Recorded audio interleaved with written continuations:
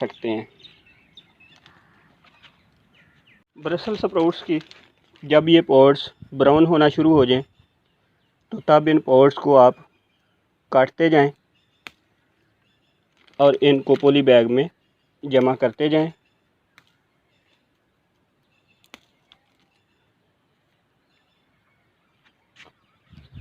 अगर इसका पूरा हेड ब्राउन हो चुका है तो आप इसको मुकम्मल भी काट सकते हैं, जैसे ये है, और इसको एज सच किसी बड़े पॉली बैग में महफूज कर सकते हैं, या इसकी ये जो इंडिविजुअल पोर्स हैं इनको अलहदा कर सकते हैं। ये ले जी ब्रसेल्स स्प्राउट्स की आज की पोर्स जो हार्वेस्ट की हैं। अब इनको एज सच यूँ खुला रख देंगे और इसको लेबल कर लेंगे।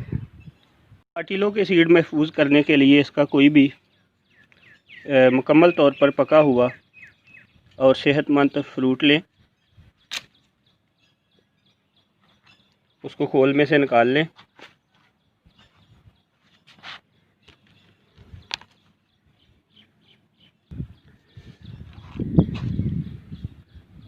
इसको इस तरह से काट के चौड़ाई के रुख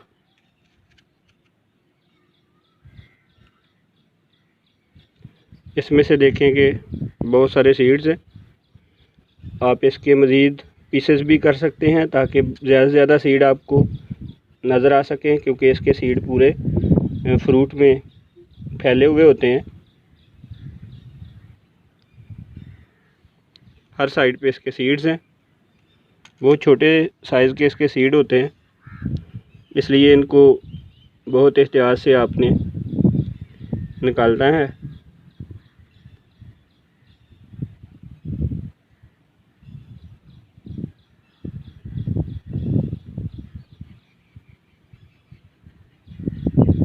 कि जिस साइड पे भी आप सीड इसके निकालें, आप उनको इस तरह से महफूज करते जाएं किसी टिश्यू पेपर पे।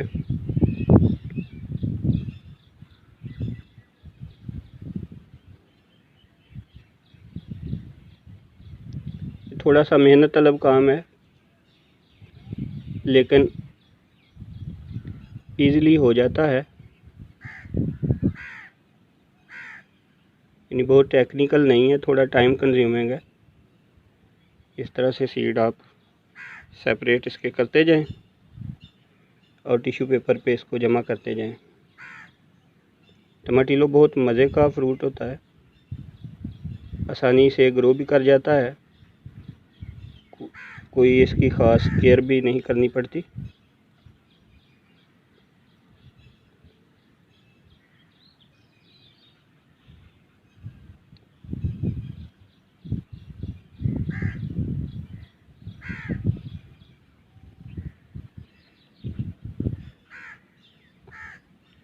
इसके पूरे फ्रूट में इसके सीड फैले हुए होते हैं, तो आप इनको यूँ निकालते जाएं।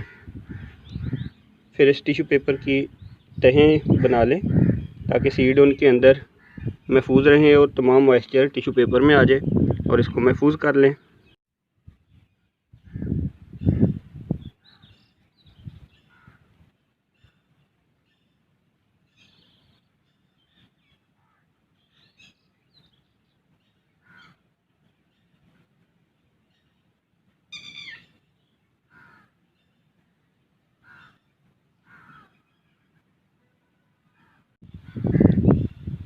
इस तरह से इसके जब फ्रूट पक जाते हैं, बहुत मज़े के होते हैं। इनको जो है वो एंजॉय करें, घर में इनको उगाएं।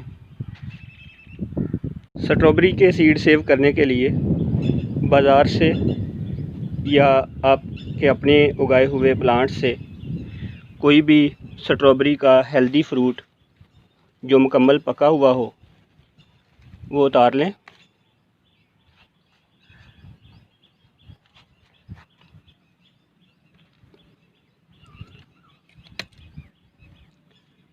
एक टिश्यू पेपर लेके तो उसको यूं फैला लें और किसी भी टूथपिक की मदद से या कोई भी पॉइंटेड या शार्प चीज़ लेके तो स्ट्रॉबेरी के जो सीड्स हैं इसके फ्रूट की सरफेस पे होते हैं।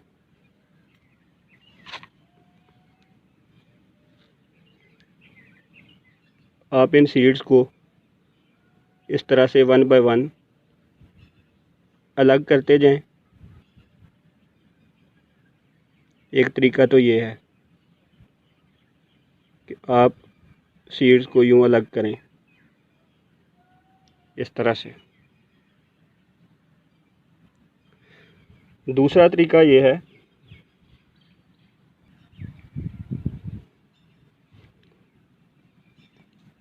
इसके कई तरीके हैं। एक तरीका तो ये है कि आप इसके फ्रूट की सतह पे जो ये छोटे छोटे से सीड्स हैं किसी टूथपिक की मदद से आप इनको इस तरह से सेपरेट करते जाएं। कुछ मेहनत के बाद आपके पास ये बहुत सारे इसके जो हैं वो सीड आ जाएंगे। आप इन सीड्स को इस तरह से टिश्यू पेपर पे रखते जाएं। ये काफ़ी मेहनत तलब काम है। एक इससे आसान तरीका भी है कि आप इस तरह से कोई शार्प रेज़र लें और इसकी स्ट्रिप्स काट लें सीड समेत।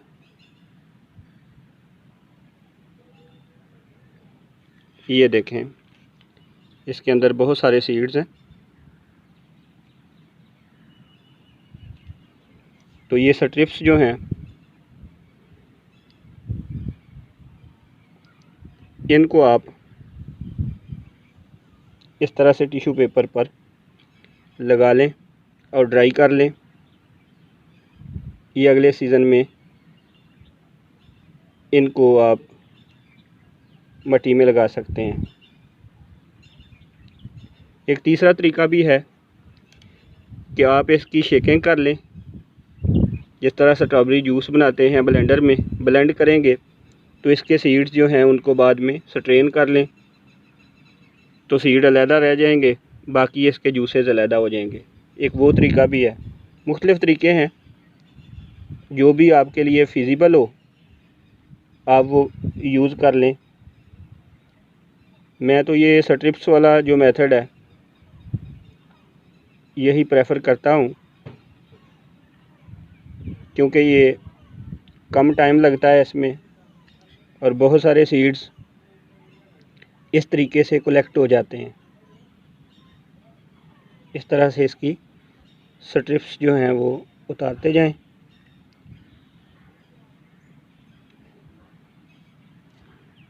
तरह से आपके पास ये जो सीड्स हैं इनको आप ड्राई कर लें और टिश्यू पेपर को महफूज कर लें। जब इसका सीज़न आए तो उस वक्त आप इसको लगा सकते हैं इसके सीड्स को। टोमेटो सीड्स सेव करने के लिए अपने प्लांट से कोई भी राइपन्ड यानी मुकम्मल पका हुआ और हेल्दी टोमेटो लें। जैसे ये मैं आपके सामने ले रहा हूँ।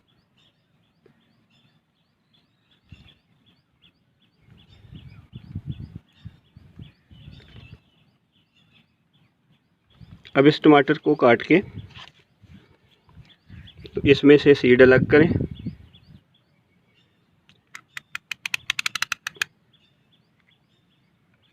टमाटर को इस तरह से काट के इसमें जो सीड हैं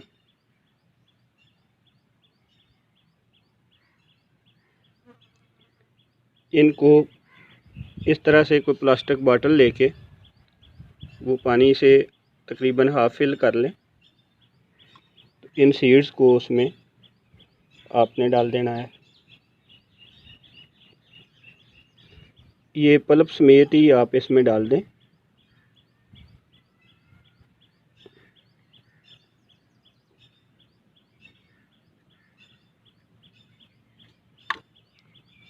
इस हिस्से को आप यूज़ कर सकते हैं जो बीजों के बगैर है।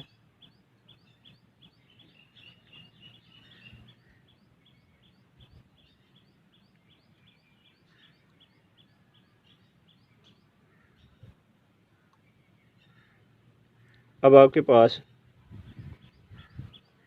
ये सीड्स इसके आगे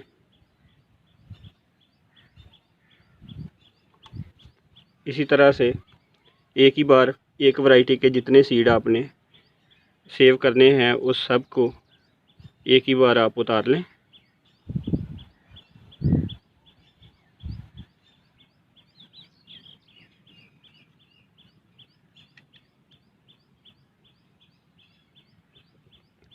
इस तरह से तमाम टमाटो फ्रूट्स जो एक वैरायटी के आपके पास राइपन्ड हैं, बिल्कुल तैयार हैं, और आप उनमें से सीड निकालना चाहते हैं तो तमाम सीड एक ही बार में एक वैरायटी के आप निकाल लें और उनको इस तरह से पानी में आपने शामिल कर देना है, बॉटल के अंदर डाल देना है। अब इस बॉटल को एयर टाइट कर दें।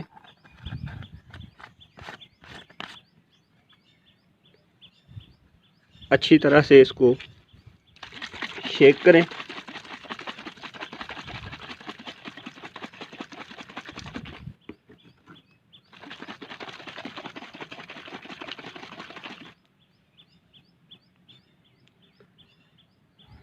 और इसको आप 3 दिन के लिए धूप में रख दें ताकि हर सीड के इर्द गिर्द जो पल्प है उसकी फर्मेंटेशन हो सके और वो इससे अलग हो जाए।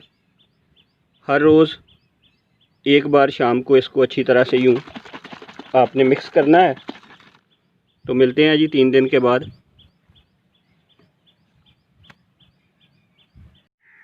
टमाटर के मैंने 3 दिन पहले जो सीड्स निकाल के इस एयर टाइट कंटेनर में रखे थे, हर रोज़ अच्छी तरह से शेक करके शाम को मैं इनका पानी तब्दील कर देता था। तो फर्मेंटेशन से जो इनके इर्द गिर्द पल्प था वो ख़त्म हो चुका है और पानी निस्बतन क्लियर हो गया है।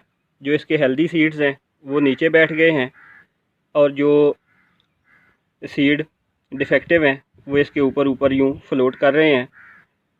ये आप देख सकते हैं। इस तरीके से आपको जो फर्टाइल सीड हैं, हेल्दी सीड हैं, उनको भी सेपरेट करने का मौका मिल जाता है। तो जो इसके बॉटम पे, इसके पैंदे पे बैठे हुए हैं सीड्स, हम सिर्फ उन्हीं सीड्स को अपने फर्दर महफूज करेंगे और अगली जनरेशन उनसे ही प्रोड्यूस करेंगे। इन सीड्स को टिशू पेपर पे निकाल के अलहदा कर लेंगे, ड्राई कर लेंगे और फिर उनको महफूज कर लेंगे। धनिया के सीड तब कलेक्ट किए जाते हैं जब ये ब्राउन होना शुरू हो जाएं। तो इनको एहतियात से ऐसे आप कलेक्ट करते जाएं और इनको स्टोर कर लें किसी भी बैग में या किसी जार में।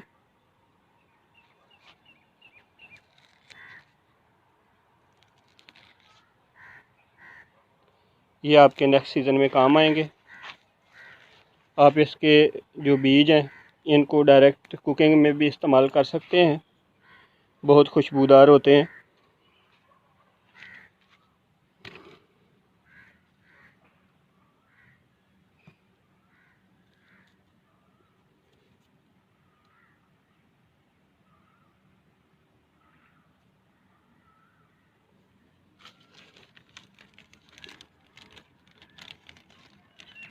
इस तरह से छोटे छोटे से आप प्लास्टिक बैग इनकी स्टोरेज के लिए इस्तेमाल करें और बैग का मुंह खुला रखें ताकि जो एक्स्ट्रा इसमें मॉइस्चर है वो निकलती जाए। अनियन के सीड जब ये इसके हेड्स खुश्क हो जाएं और ये खुलना शुरू हो जाए, इनके अंदर से ब्लैक सीड ये नज़र आना शुरू हो जाएं, तो उस वक्त इसको हार्वेस्ट कर लेते हैं। इसके लिए ये पूरा पूरा हेड आप उतार लें और इस तरह से इसको पॉलीथीन बैग में डालते जाएं, ऐसे इसका पूरा हेड उतार के ये पॉलीथीन बैग में इसको डालते जाएं।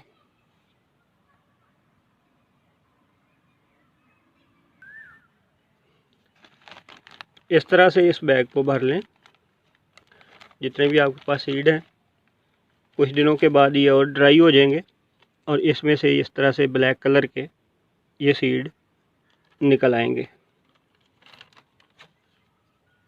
कॉस्मोस के सीड तब सेव किए जाते हैं जब ये ड्राई होके ब्राउन हो जाएं। तो इसमें इनके जो सीड्स के ये हेड्स हैं, इनको एहतियात से रिमूव कर लिया जाता है।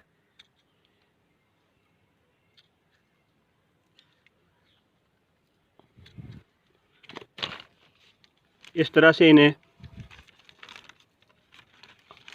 आप शॉपर में डाल लें। ये इसके सीड हैं। आप पूरा हेड भी रिमूव कर सकते हैं और डायरेक्ट सीड भी इनके रिमूव कर सकते हैं। ये आसानी से उतर जाते हैं।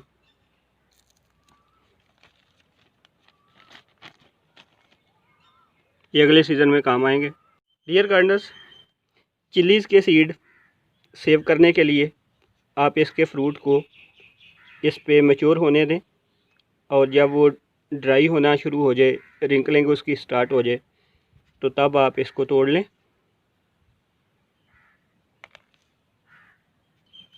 इसमें से मॉइस्चर को मज़ीद कम करने के लिए आप इस तरह से लेंथ वाइज इसमें एक कट लगा दें ताकि मज़ीद ये ड्राई हो जाए। इसके अंदर जो सीड्स हैं उनको इसके ड्राई होने तक इसके अंदर ही रहने दें और इनको किसी खुले बर्तन में या इस तरह से पॉलीथीन बैग में इस तरह से रख के तो इसका मुंह खुला रहने दें और इसको धूप में रख दें।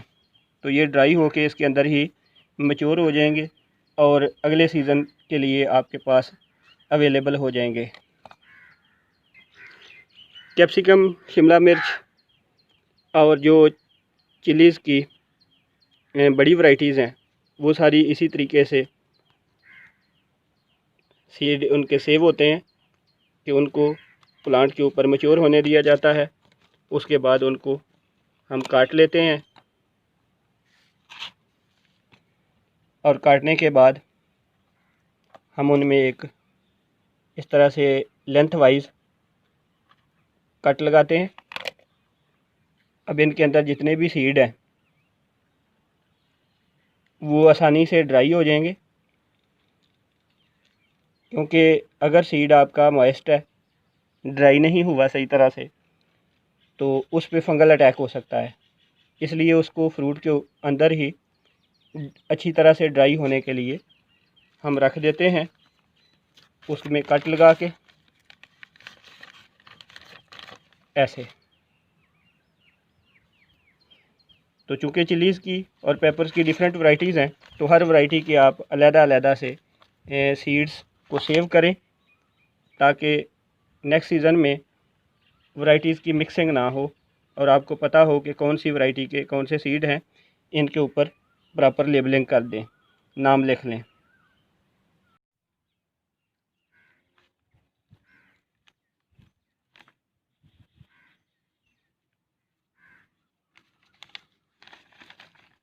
जितने भी आपने सीड सेव करने हों एक पार्टिकुलर वैरायटी के, उन सब के फ्रूट्स को एक साथ रखें आप एक ही पैकिंग में। ये देखें, ये कितना प्यारा इसका फ्रूट है। इस पे लंबाई के रुख में कट लगा देता हूँ। इसके अंदर से आपको ये बहुत ज़्यादा सीड नज़र आ रहे हैं। ये एनाहेम वैरायटी है, sorry Markovnikov red, paper Markovnikov red variety है। शिमला मिर्च जैसी लेकिन लंबी होती है ये।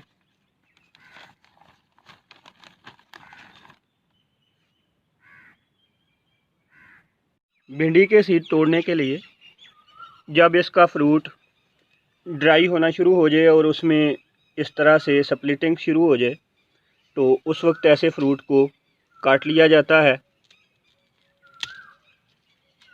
और इसमें से सीड्स को अलग कर लिया जाता है।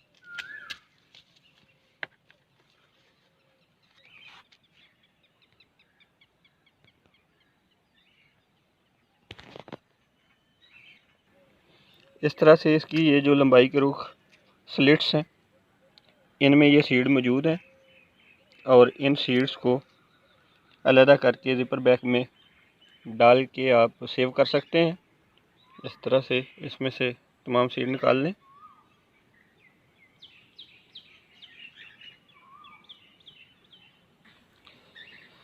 ऐसे ये तमाम फ्रूट्स वन बाय वन करके जो ड्राई हो जाएं, जिनमें स्लिटिंग हो रही हो, उनको फिर खोल के तो उनके अंदर से सीड्स निकाल के आप नेक्स्ट सीज़न के लिए सेव कर लें।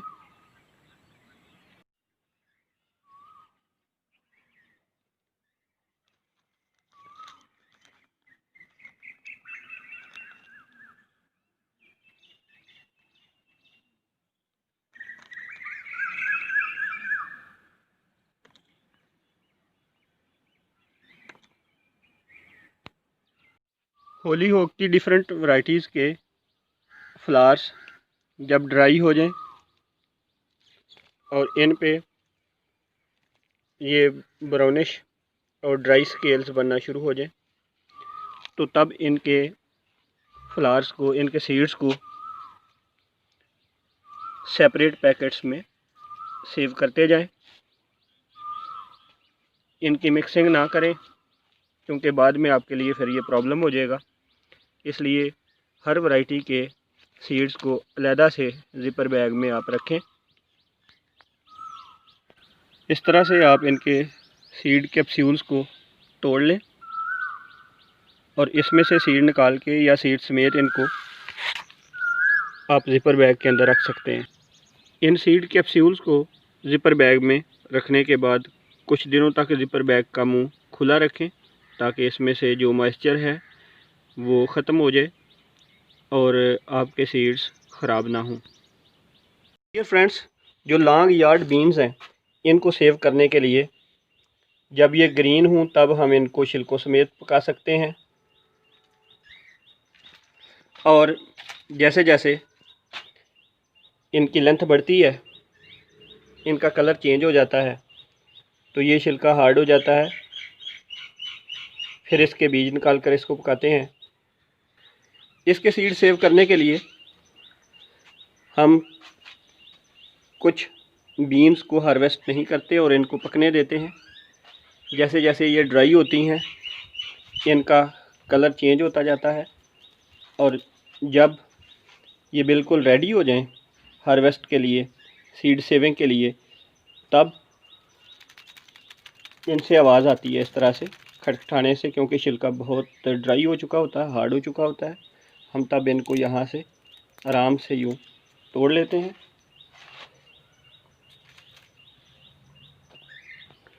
अब इन बीन्स को दो तरीक़ों से सेव किया जा सकता है कि इनको कुछ दिन आप ड्राई होने के लिए रख दें। अगर ऊपर आपके प्लांट पे ये ड्राई नहीं हुई तो उसके बाद ये जब बिल्कुल ड्राई हो जाएं तो फिर इनमें से इस तरह से यूँ आप सीड निकालते जाएं और इसको किसी पॉली बैग में आप इन सीड्स को यूँ सेव करते जाएं। एक तरीका तो ये है कि आप सीड निकाल कर सेव करें। जो दूसरा तरीका है इसका, उसमें यह है कि आप ये जो पोड्स हैं, ये फलियां जो हैं जिनके अंदर सीड मौजूद हैं, आप सीड्स को इनके अंदर ही रहने दें और इन फलियों को ही डायरेक्ट किसी बड़े पॉली बैग में आप सेव कर लें। तब भी सीड जो हैं वो अच्छे रहेंगे। दोनों तरीके इस्तेमाल किए जा सकते हैं। अगर आपके पास वक्त कम है तो फिर आप सीड निकालने के चक्कर में ना पड़ें। फिर आप वैसे ही इन पोड्स को लेके इस तरह से इनको आप फोल्ड करके तो पॉली बैग में डायरेक्ट इनको डाल दें। पॉली बैग का मुंह खुला रखें ताकि इसमें से जो मॉइस्चर है वो निकलती रहे। तोड़ते वक्त कुछ सीड्स जो हैं वो ऑटोमेटिकली ड्राई पोर्स में से निकल जाएंगे, इनको भी आप सेव कर लें ताकि ये अगले सीज़न में आपके काम आ सकें।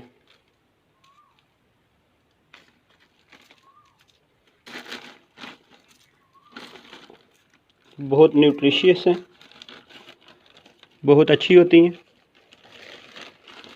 टेस्ट भी बहुत ज़बरदस्त है इनका। तो इस तरीके से आप इनके सीड्स नेक्स्ट सीज़न के लिए आप सेव कर सकते हैं। डियर फ्रेंड, ब्लैक बूटी लॉन्ग स्क्वाश, इसका मैंने ये एक सेव करके रखा हुआ था सीड्स के लिए। मैं इसको काटता हूँ, देखता हूँ इसमें क्या है, इसके सीड बने हैं या नहीं बने।